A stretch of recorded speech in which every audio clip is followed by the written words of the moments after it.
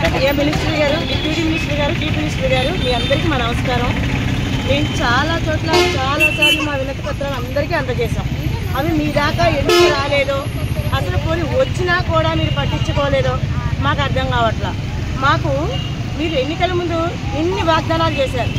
మా జీతాలు పెంచుతామన్నారు, అసలు మా ఉద్యోగాలు తీయమన్నారు, రాజీనామా చేసిన వాళ్ళని మాత్రమే తీసేస్తాము, మిగతా వాళ్ళందరినీ ఉంచుతామన్నారు. అసలు మిగతా వాళ్ళ పరిస్థితి మీరు పట్టించుకోవట్లేదు. ఇంతమంది ఆవేదన మీకు వినిపించట్లేదా, కనిపించట్లేదా? మిగతా వాళ్ళందరూ ఏవేవో ధర్నాలు చేస్తుంటే వాటికేమో రెస్పాండ్ అవుతున్నారు, మాకెందుకు రెస్పాండ్ అవ్వట్లా? వాలంటీర్లు అంటే మీకు అంత చులకనగా ఎందుకు ఉంది? మేము ఎవరికి సేవ చేయలేదా? ఎండనక వాననక కరోనాలో టైంలో కూడా మేము ఎంతో కష్టపడ్డాం, అది మీకు కూడా తెలుసు. కానీ వాలంటీర్లు ఎందుకింత ఏడిపేస్తున్నారు?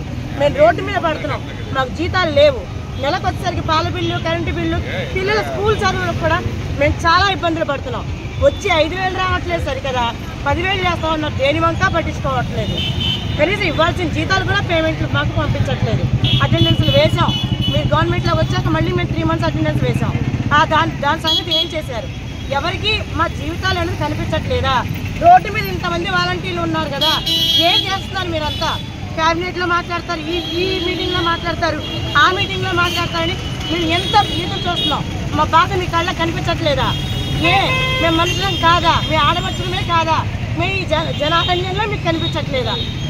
మేము ఓట్లు వేయలేదా మీకు? మేము మీకు ఎందుకు, మా బాధ మీకు ఎందుకు అర్థం కావట్లేదు? మేము ఏం చెయ్యాలి? తెల్లారిసరికి కళ్ళు తెరుస్తుంటే మేము బతుకుతామా చేస్తామా మీకు అర్థం కావట్లేదు. తెల్లారిసరికి ఏ అప్పుడు వాడి మీద పడతాం అర్థం కావట్లేదు. మేము పోరాటం చేస్తూనే ఉంటాం. మీరు మమ్మల్ని తీసుకునేంత వరకు మేము చేస్తూనే ఉంటాం ఈ పోరాటం. ఎందుకు పట్టించుకుంటారో మాకు అర్థం కావట్లేదు.